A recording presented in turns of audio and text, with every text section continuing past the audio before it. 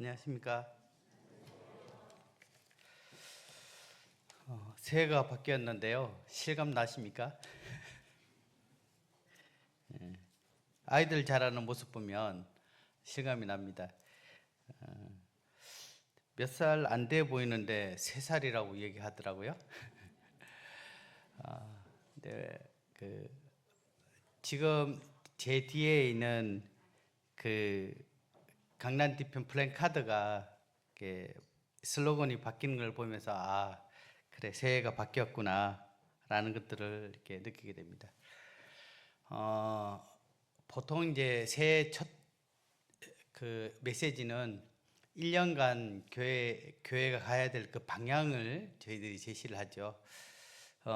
올해는 여느 때와 좀 다르게 저희들이 교회가 개척한 지 이제 32주년이 되죠. 32주년. 저희가 교회가 이제 주보 앞면을 보시게 되면 팔국로 교회에 5가지 비전이 있습니다. 그 5가지 비전이 있는데요.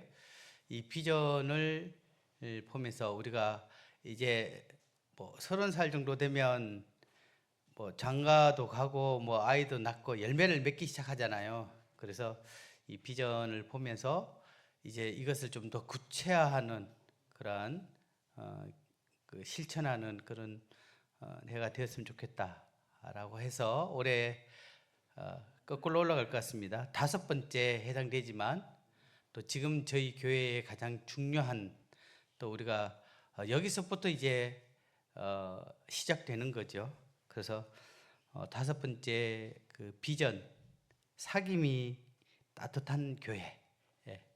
그래서 저희들이 저희 공동체가 온전히 사귐 가운데 저희가 따뜻함을 통해서 이제 그 따뜻함을 어디에 이웃에게 실천하는 그 한 해가 되기를 바라는 마음이 있습니다. 그래서 교회 잠시 이렇게 설명을 드렸지만 형제님들의 모임이 더 빈번하게 되어질 것이고 또 연합수양이나 또 다양한 행사들을 통해서 저희들이 더 가까이 함께 사귐 또 진솔한 교제들이 되어지는 그러한 시간들을 계획을 세우고 있습니다.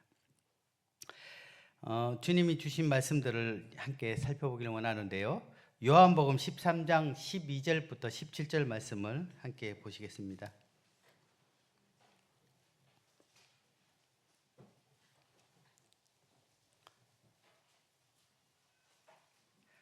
요한복음 13장 12절부터 17절까지 저와 교독으로 함께 살펴보시겠습니다.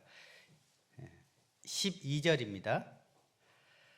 그들의 발을 씻으신 후에 옷을 입으시고 다시 앉아 그들에게 이르시되 내가 너희에게 행한 것을 너희가 아느냐?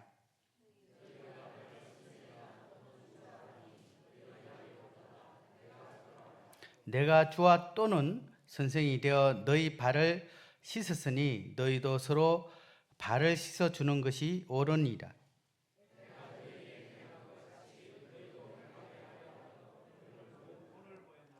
내가 진실로 진실로 너희에게 이르노니 종이 주인보다 크지 못하고 보냄을 받은 자가 보낸 자보다 크지 못하나니 너희가 이것을 알고 행하면 복이 있으리라. 우리가 익히 잘 알고 있는 말씀입니다. 주님이 제자들의 발을 씻기는 그 장면인데요. 왜 주님이 이러한 일들을 행하셨을까를 한번 살펴보기를 원합니다. 13장 1절을 보게 되면 요한복음 13장 1절에 보게 되면 유월절 전에 예수께서 자기가 세상을 떠나 아버지께로 돌아가실 때가 이른 줄 아시고 세상에 있는 자기 사람들을 사랑하시되 끝까지 사랑하시니라 라고 하면서 이와 같은 일들이 이제 되어집니다.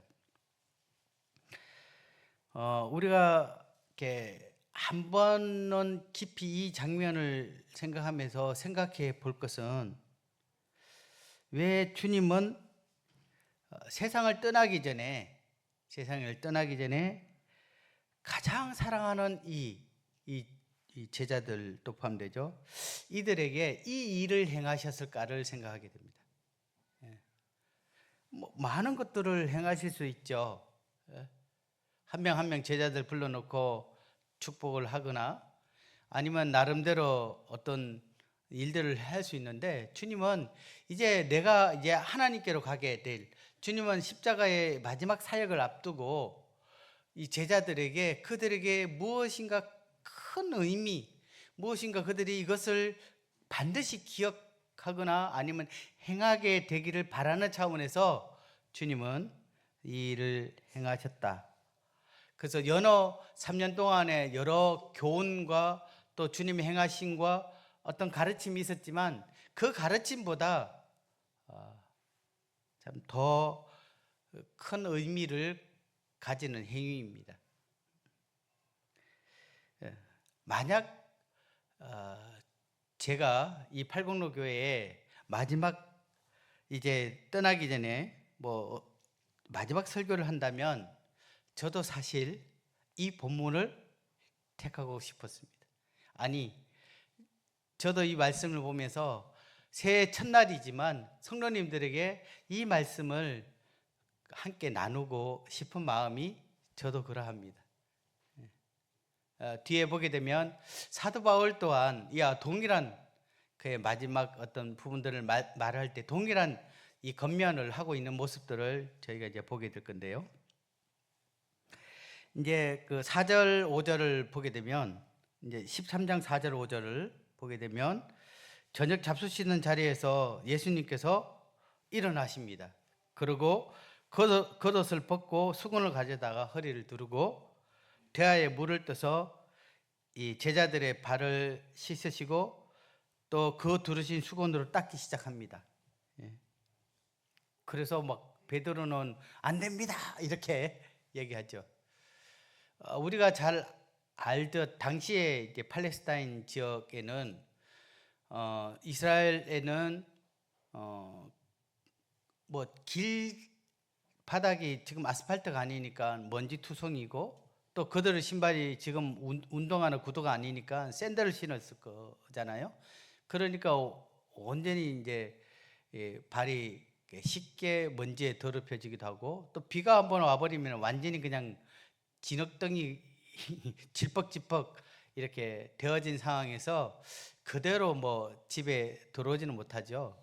저희도 자기 전에 손발을 씻듯 그들 어땠든 손발을 씻어서 집으로 들어갑니다. 근데 이스라엘은 또 하나의 뭐냐면 그 정결 예식으로 이것들을 행하기도 합니다. 본인이 알든 알지 못하든 가다가 죽은 시체를 또 짐승이나 이런 작은 것들은 보이지 않잖아요. 그렇게 자기 발이, 자기 몸이 더럽혀졌기 때문에 이러한 이 부정에서 시섬으로 정결케 되어졌다라는 의미에서 그들은 이러한 그 예식을 또는 이러한 행위를 하게 됩니다.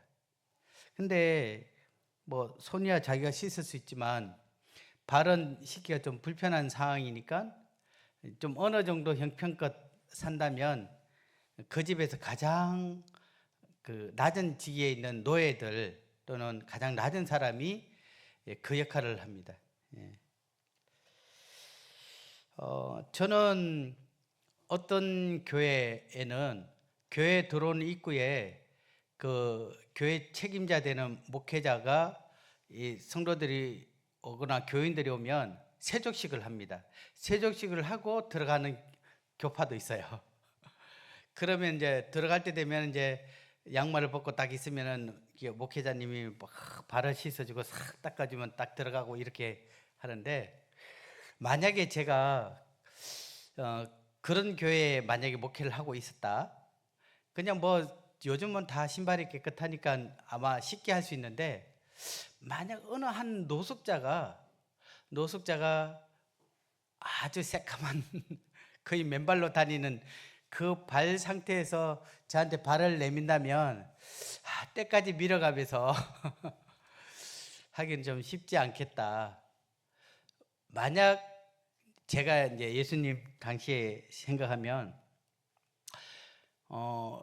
본인 어쨌든 정절 예식을 하면은 뭐 어떤 경우 시체를 발로 밟거나 아니면은 좀 심한 표현하면은 뭐 개똥이라도 밟아가지고 뜩 왔어요.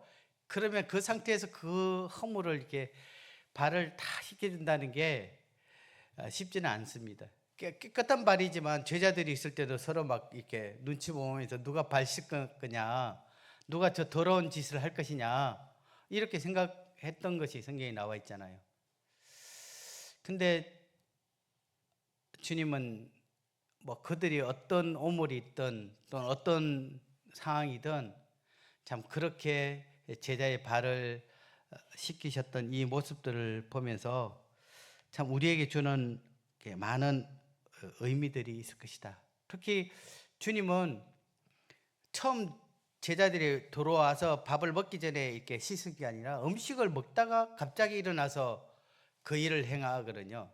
그 일을 행하는 것이 이것의 의미가 어떠하다라는 것들을 분명하게 제자들에게 각인시켜 주시기 위해서 주님은 이러한 일들을 했습니다. 제자들 입장에서는 주시고 선생이었던 우리 주님이 그렇게 행하셨다는 것은 제자들한테 굉장히 충격적인 상황입니다. 저분은 당연히 우리가 그분의 발을 씻겨야 되는데 그분이 거꾸로 역으로 그러한 일들을 행하셨다는 것은 도저히 납득되어지지 않는 그러한 일이었던 것을 볼 수가 있습니다. 근데 왜 이렇게 행하셨느냐? 우리가 성경을 보게 되면 제자들이 주님의 십자가의 죽음 앞에 두고 제자들이 누가 크냐라는 문제로 자기들끼리 갈등하고 다투고 있는 모습들을 주님이 보았습니다. 그래서 진정한 정말 하나님께서 바라시는 진정한 큰 자가 누구인가 그것을 보여주시기 위해서 주님은 가장 낮은 자리에 있는 그가 하나님 보시기에 큰 자다라고 하면서 그것들을 이렇게 보여주셨습니다. 교회의 갈등 또 교회 안에서의 어떤 성도들 간의 어떤 어려움 중에 물론 여러 가지들이 있지만 그 중에 하나가 이와 같은 모습도 우리에게 있지 않을까라는 생각이 듭니다. 뭐 누가 크냐? 또 사람들이 나를 인정하냐? 인정해 주지 않느냐? 또는 무시함을 당했다? 뭐 이러한 것으로 인해서 교회 안에서 참 종종 이러한 갈등이 일어나는 모습들을 보게 됩니다.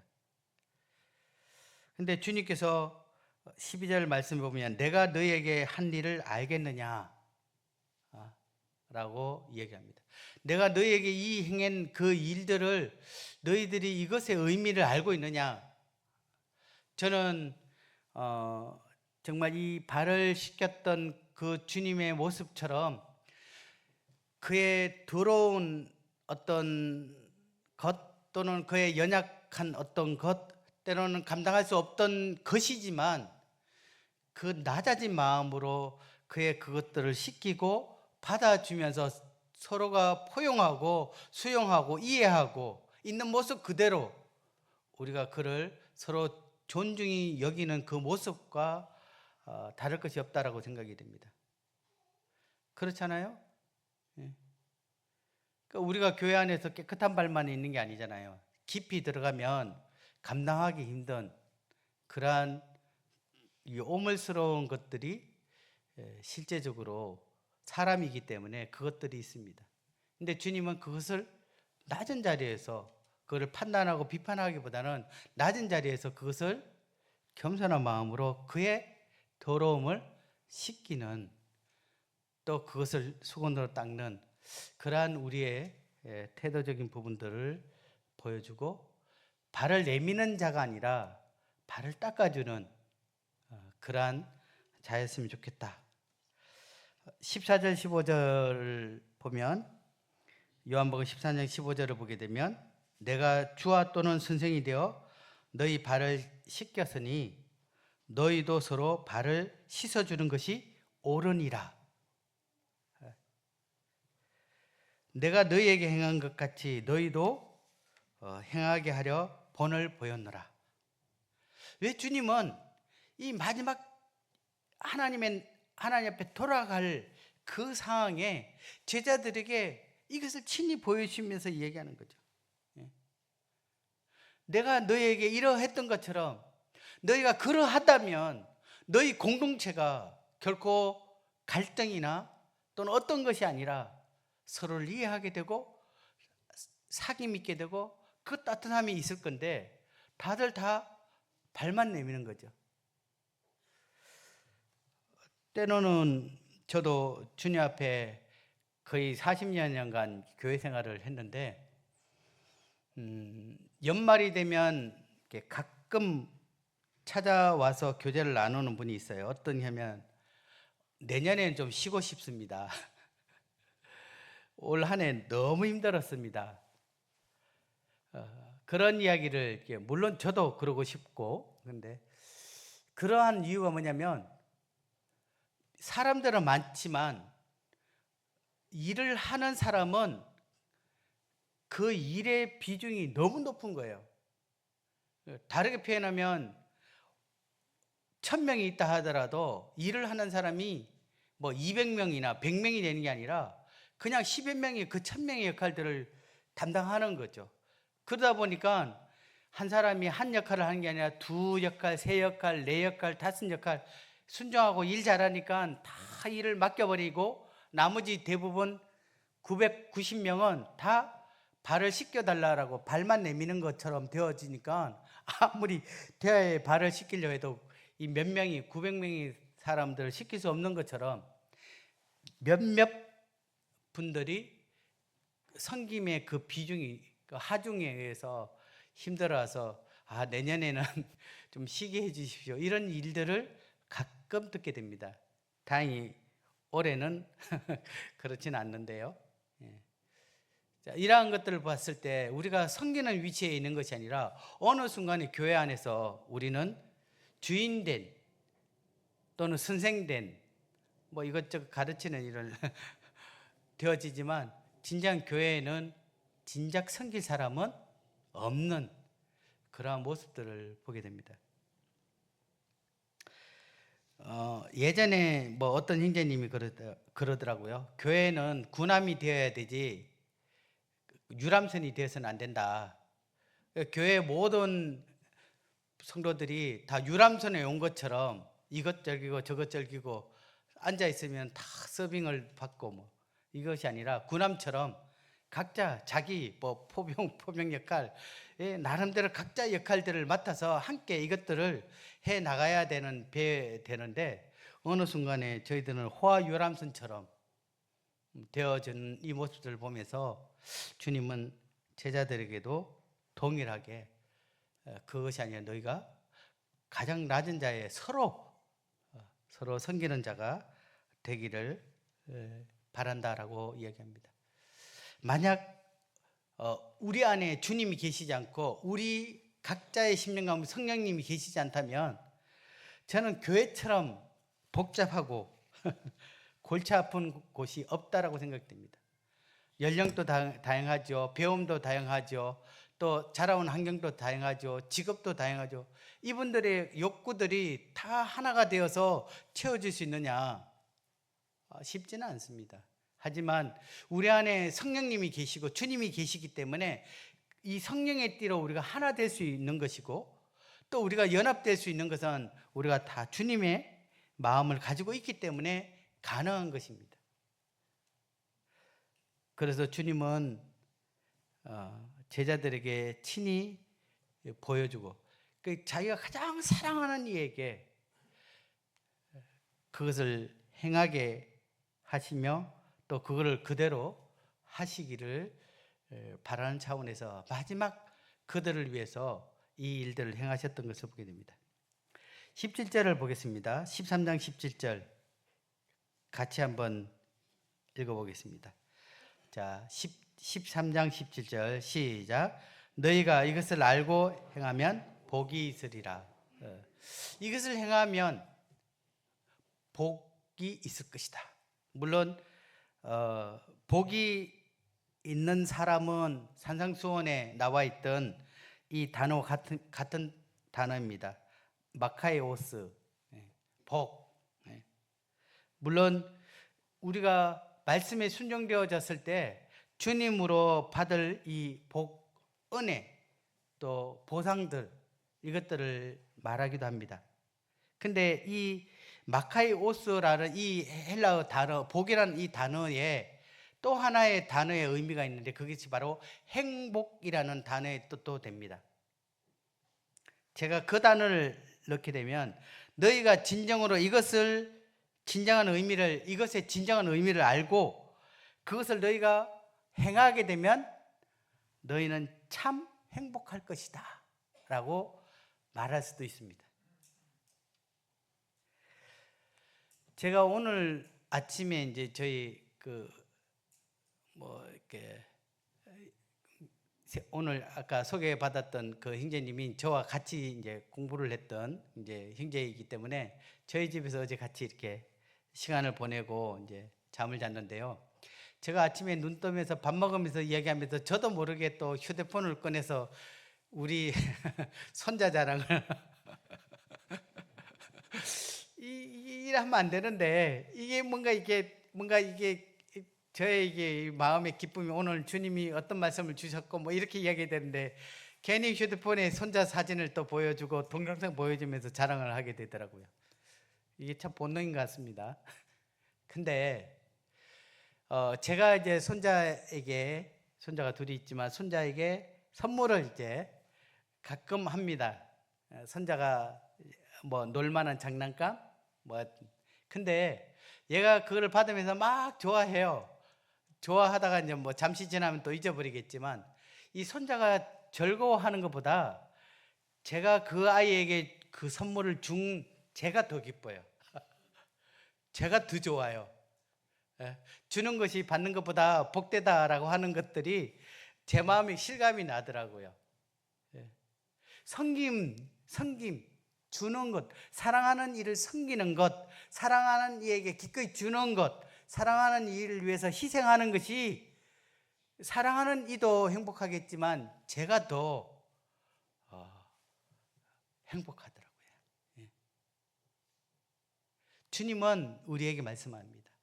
너희가 이것의 진정한 의미, 섬김의 진정한 의미, 정말 이것을 알고 비록 고되고 힘들지만 기꺼이 성도들을 위해서 희생하고 섬겨지는 그 안에 온전히 있게 될 때 너희가 참 행복을 누릴 것이다. 참 행복을 알게 될 것이다. 또 주님이 주시는 그 복들을 가지게 될 것이다. 다는 그렇지 않지만 때로는 이렇게 손님처럼 이렇게 뒤에 앉아서 이렇게 보면 왜 저 성도는 저렇게 뭐 교회는 왜 이렇게 뭐 이렇게 말이 쉽게 할 수 있어요. 이렇게 팔짱 끼고 뒤에서 한번 보세요. 다 보입니다. 근데 바닥에 뭐가 떨어져 있는지 막 청소기 돌리고 막 열심히 청소하고 뭐 이런 분들은 뭐 누가 어떤지 지금 쳐다볼 여력이 없어요.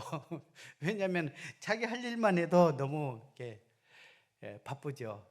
그래서 일하는 일꾼은 다른 사람들을 쳐다볼 여력이 없다. 뭐 이렇게 표현한 사람도 제가 들었는데요.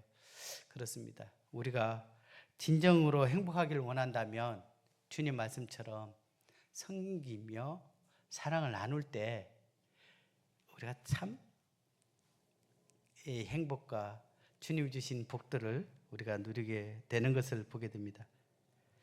그래서 말씀처럼 너희가 이것을 진정한 의미를 너희가 알고 행한다면 너희는 참 행복한 사람이 될 것이다 라고 말씀하고 있습니다. 그러면서 13장 34절 또 35절을 보시면 같이 읽겠습니다. 13장 34절 35절 시작. 새 계명을 너희에게 주노니 서로 사랑하라. 내가 너희를 사랑한 것 같이 너희도 서로 사랑하라. 너희가 서로 사랑하면 이로써 모든 사람이 너희가 내 제자인 줄을 알리라.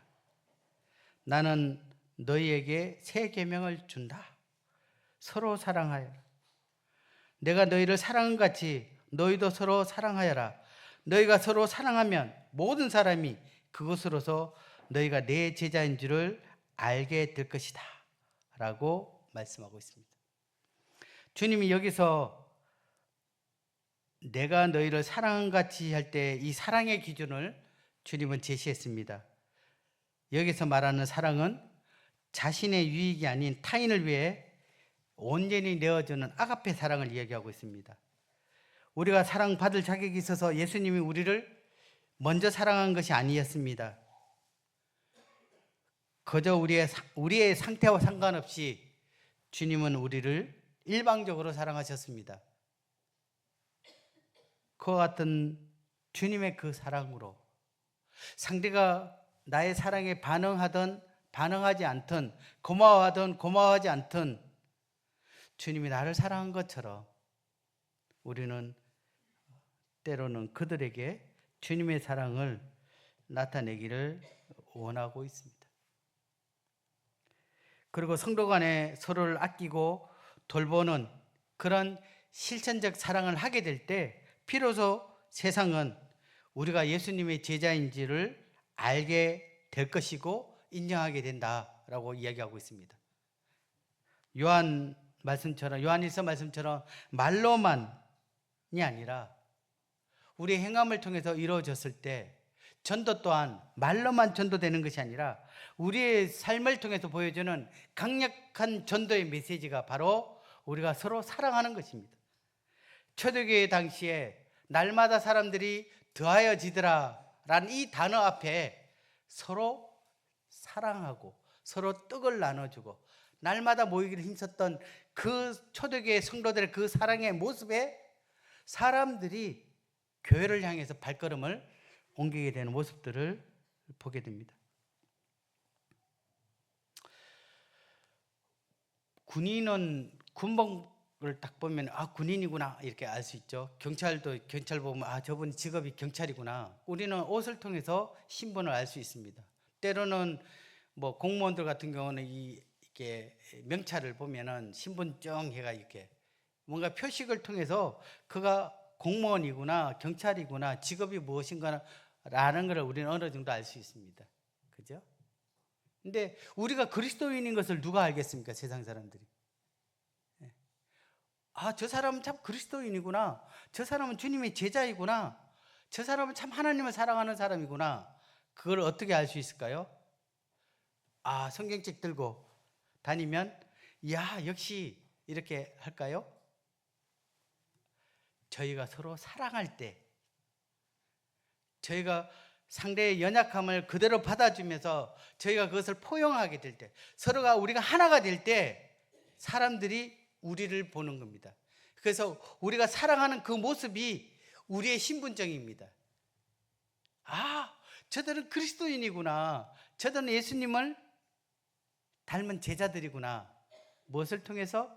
우리가 서로 사랑하게 될 때, 서로의 허물을 덮어주고 연약함을 감싸주고 그렇게 서로를 인정해주는 이 공동체의 모습을 통해서 사람들은 저들이 예수님의 제자인 것을 알 뿐 아니라 하나님이 살아 계시는구나. 제가요 고등학교 때 가장 이해되지 않는 것은 하나님이 저를 사랑한다는 것이었습니다. 왜 하나님이 나를 사랑해? 하나님이 내가 뭔데? 왜냐하면 한 번도 하나님을 찾아본 적이 없었기 때문에. 근데 저는 잘 모르겠어요. 그런데 제게 거의 10장 가까이 되는 편지가 학교로 편지가 왔어요. 누군가가 저한테 편지를 보냈어요. 그러니까 그게 복음이었습니다. 하나님은 창현이를 사랑하고 있고 또 하나님은 너에 대해서 쭉 한 이 10장의 편지를 제가 학교에서도 처음 편지를 받았지만 그 내용을 보면서 이분은 나에 대해서 뭔가를 관심을 가지고 있네. 내가 교회를 나간 지가 별로 얼마 되지 않았는데 왜 이렇게 10장을 손으로 직접 써서 그것을 읽고 했을 때 제가 느껴졌던 거는 이분이 나를 사랑하고 있다는 걸 느꼈어요. 그러면 이분이 나를 사랑하고 있으면 이분이 이야기하고 있는 하나님도 나를 사랑하지 않을까? 라는 생각이 들어서 사랑이라는 것들을 제가 한번 고민하게 되어지면서 복음으로 이어졌습니다. 그렇습니다. 세상 사람들은 아무리 우리가 하나님이 여러분들을 사랑합니다 뭐 이렇게 많이 이야기해도요, 우리가 그 사랑의 모습을 보여주지 않으면, 또 사랑하지 않으면 그들에게는 진솔함이 느껴지지 않습니다. 이 오늘 주제이자 올 한 해 교회 방향이 사귐이 있는 따뜻한 교회입니다. 저는 사귐이 있는 따뜻한 교회, 또 교회 안에서 나눈 따뜻한 사귐이 있는 이것은 단순한 친목 도모를 넘어서 이 신앙생활의 핵심이고 하나님의 임재를 경험하는 통로라고 생각합니다. 그러면 어떻게 하면 교회 안에서 따뜻한 사귐이 있을 수 있을까? 그렇습니다. 지금까지 말씀을 살펴본 것처럼 우리가 주님의 마음으로 서로를 존중하며 상대를 나보다 낮게 여기고 또 그를 섬기는 마음으로 낮은 자리에 우리가 그를 섬긴다면 우리는 이러한 자연스러운 이 따뜻한 사귐이 우리 가운데 있을 것입니다. 여기에 덧붙여서 세 가지를 좀 말씀을 드리고 싶습니다. 그 세 가지의 태도들이 우리 가운데 있게 되면 이러한 따뜻한 사귐이 우리 가운데 일어날 거라고 생각합니다. 그 첫 번째는 서로 환대하는 겁니다. 환대. 얼마 전 제가 포용과 수용이라는 주제로 말씀을 드렸는데요, 환대는 이제 그와 같은 의미를 좀 더 포함하고 있습니다. 어떤 분은 진정한 환대는 내가 가진 공간과 마음의 일부를 다른 사람들에게 내어주는 용기, 또 조건 없이 타인을 받아들이는 태도이다, 이렇게 표현했습니다. 나와 다른 모습, 또 상대의 부족한 그 모습을 있는 그대로 받아들여 주는 것을 말하고 있습니다. 비판의 눈으로 판단하기보다는 주님의 마음으로 긍휼을 가지고 주님의 눈으로 그를 바라보게 될 때 우리의 눈빛에서, 우리의 마음에서 그 따뜻함이 전해질 것입니다. 주님이 우리를 환대해 주셨듯 우리 또한 서로 환대해야 되는 것입니다. 우리가 열린 마음을 갖고 있지 않으면 결코 우리 가운데 따뜻함은 느껴질 수 없을 것입니다. 두 번째는 서로 경청하는 것입니다. 제가 잘 안 되는 것 중에 하나인데요, 경청이라는 말 그대로 상대방의 말을 끊지 않고 온전히 집중하여 들어주는 것입니다. 더 나아가 나의 말을 하기보다는 상대방의 아픔과 기쁨에 귀를 기울여 주는 것입니다. 말씀에 우는 자들과 함께 울고 즐거워하는 자들과 함께 즐거워하라 하신 것처럼 우리가 서로를 향해서 우리의 귀와 우리의 마음을 열게 될 때 비로소 따뜻한 사귐이 가능합니다. 그리고 세 번째는요, 서로 진실하게 다가가는 것입니다. 진실하다는 것은 숨김이나 거짓 없는 있는 그대로의 모습을 나타내는 것입니다. 진실하지 않으면 진정한 사귐이 일어날 수 없습니다. 거룩한 척 가면을 쓰기보다는 자신의 한계와 부족함을 서로 솔직하게 나누고 서로를 위해 기도할 때 사귐은 깊어집니다. 물론 이러한 진솔함은 서로가 충분한 신뢰가 쌓일 때 가능합니다. 왜냐하면 우리가 내뱉었던 그것이 약점이 되어 서로를 판단하는 도구가 되기 때문입니다. 그래서 우리가 마음을 열지 않으면 우리의 교제는 겉돌 수밖에 없고 형식에만 거칠 수밖에 없습니다. 이제 우리가 좀 더 서로가 진실한 모습으로 조금씩 우리의 마음을 열고 또 서로 길을 열어서 정말 주님의 마음으로 우리가 다가가게 된다면 이 팔국로 교회가 주님 앞에 이 사귐, 따뜻함이 서로에게 그렇게 열려질 거라고 생각됩니다.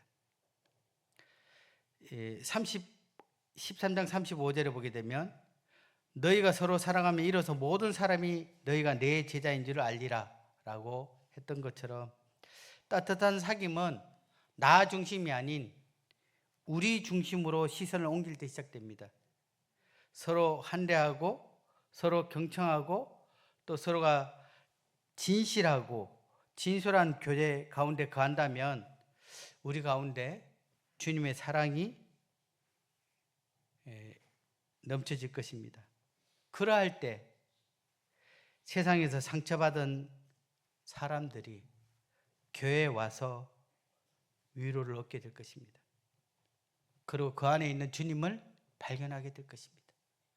우리가 이 안에서 마음이 다치고 우리가 이 안에서 사랑의 체온을 느끼지 못하는데 그 추위에 벌벌 떨고 있는 그가 와서 그 안에서 그것을 느낄 수 있을까요? 제가 아주 오래전에 자매 수양회를 참석했는데 내장산 수양관이 첫 오픈되었을 때입니다. 근데 내장산 수양회가 첫 오픈되어졌을 때 이게 심야 전기를 통해서 물을 데펴서 그 넓은 바닥이 이렇게 데펴지는데 형제님들이 이게 작동을 잘 못했어요. 작동을 잘 못하다 보니까 자매님들은 숙소로 들어가서 전기 판넬로 들어갔는데 1층은 물로 돌리다 보니까 이 1층이 완전히 얼음 같아요. 내장산 겨울에 1월 달에 보통 자매를 하는데 정말 추웠습니다. 그래서 제가 깨를 냈습니다. 야, 이 안에 너무 추운데 밖에는 더 춥지. 그렇게 해서 밖으로 나갔습니다. 밖에는 더 추우니까 더 춥다가 덜 추운 데 오면 따뜻해서 잠이 오겠지. 이렇게 깨를 냈습니다. 그러면서 밖에서 1시간 동안 덜덜덜덜 떨면서 막 얼면서 제가 안으로 이제 딱 들어가면 이제 몸이 녹겠지 딱 들어갔는데 웬걸요? 밤새도록 추위에 떨면서 밤을 샌 적이 있었습니다. 그렇습니다. 밖에서 추위에 덜덜 떨었는데 교회 왔는데 여전히 추워. 그러면 결코 이 가운데 위로를 받을 수가 없습니다. 저희 교회가 따뜻한 교회였으면 좋겠습니다. 마지막으로 고린도전서 16장 14절을 말씀 보겠습니다. 뒤에 있습니다. 한번 프랭카드에 나와 있는 말씀인데요. 한번 큰 소리로 한번 같이 읽어보겠습니다. 자, 고린도서 16장 14절 읽어볼까요? 자, 시작. 너희 모든 일을 사랑으로 행하라. 이 구절은 사도 바울이 고린도전서를 마무리하면서 마지막 겉면입니다. 이제 16장이 고린도전서 마지막이거든요. 그 이후에 이제 인사를 하게 되는데 고린도 교회는 은사가 풍성했습니다. 또 나름대로 물질도 있었고요. 사람들도 어느 정도 있었습니다.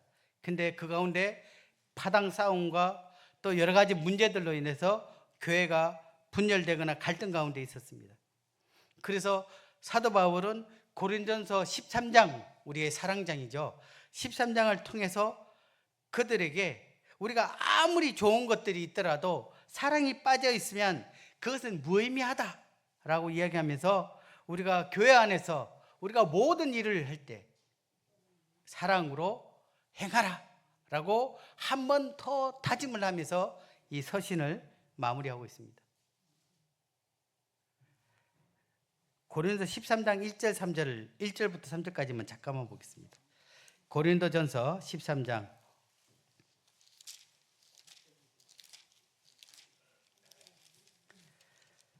1절부터 3절까지 교독을 한번 읽어보겠습니다.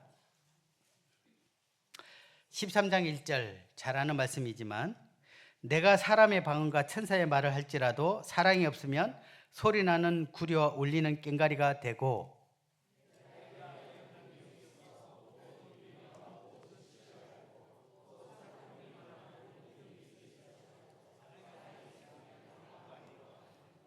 내가 내게 있는 모든 것으로 구제하고 내 몸을 불사르게 내어줄지라도 사랑이 없으면 내게 아무 유익이 없느니라.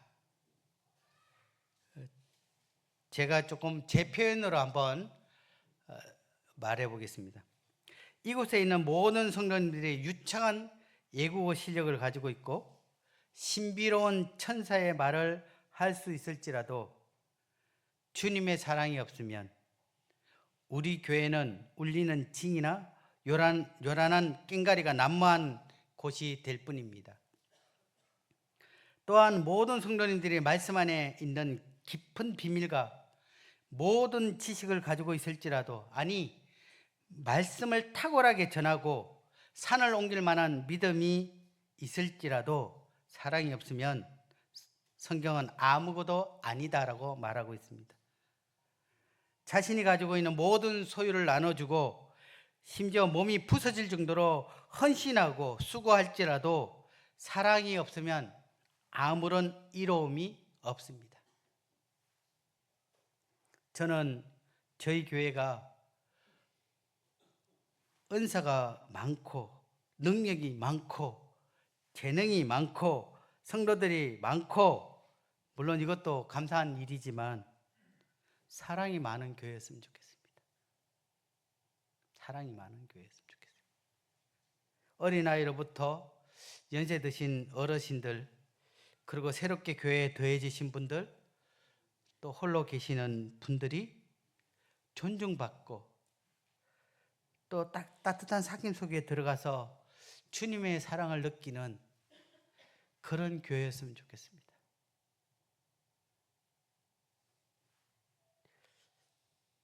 그래서 우리가 모든 일에 사랑으로 행하라.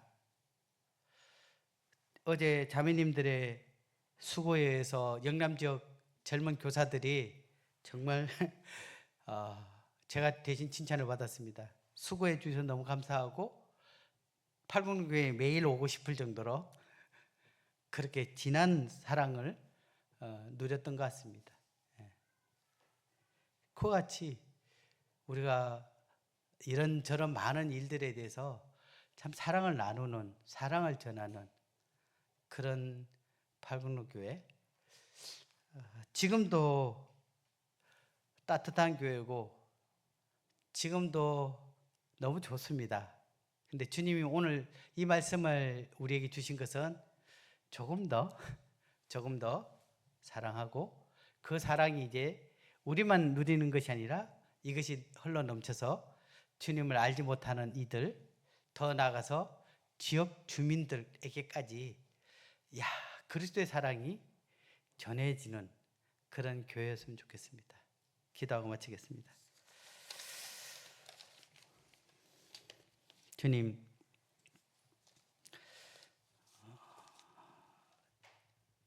참 메말라 있는 가지처럼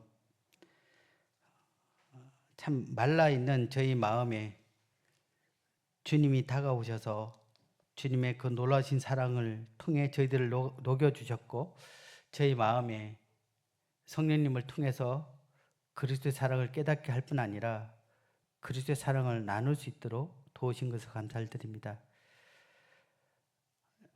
저희의 본능적으로 보게 되면 모든 것이 저희 중심이 될 수밖에 없고 사랑을 더 많이 받고 싶어하는 그러한 자이지만, 주님이 우리에게 베푸신 그 사랑을 깨닫게 될 때 이제 조금씩 나 아닌 다른 이들을 배려하게 되고 사랑할 수 있는 마음을 주셨던 것을 기억하게 됩니다. 주님, 오늘 저에게 주셨던 그 말씀처럼 이제 그 사랑을 넘어서서 상대의 연약함, 때로는 받아들일 수 없는 그러한 우리가 이해될 수 없는 것까지도 발을 씻기듯 그의 발을 씻기며 또 그를 존중이고 또 사랑을 서로 나눌 수 있도록 주님 우리에게 말씀하셨습니다. 모든 일에 사랑으로 행하라고 하셨던 것처럼 올 한 해 교회에도 저희 각자의 삶 가운데 우리가 먹든지 마시든지 또 무엇을 하든지 우리가 주님의 마음으로 주님의 사랑으로 다가갈 수 있도록 도우시고, 그래서 주님의 그 사귐이 따뜻한 교회가 될 수 있도록 이 팔공로 교회를 주님께서 은혜 가운데 인도해 주시옵소서. 이것을 알고 행하면 복이 있으리라고 했던 것처럼 저희 모두가 행복한 그러한 섬김을 통해서 기쁨을 얻는 교회가 되길 바랍니다. 감사를 드리며 예수님 이름으로 기도를 드립니다. 아멘.